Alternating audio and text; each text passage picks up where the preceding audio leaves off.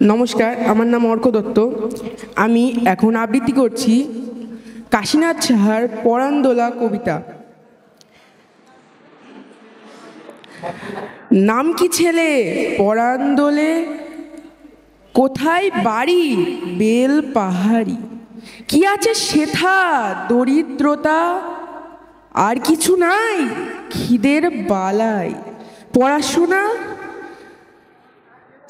কেউ করি না, স্কুল আছে নয়তো কাছে, কত দূরে তেপান্তরে, মাস্টার কটা মোটে একটা, স্কুল চলে গোলেমালে, বাবা আছেন স্বর্গে গেছেন, মা কোথায় রোগশয্যায়, সংসার চলে ভিক্ষা পেলে, থাকিস কোথা গাছের তলায়, ঝড় বাদলে ভিজি জলে,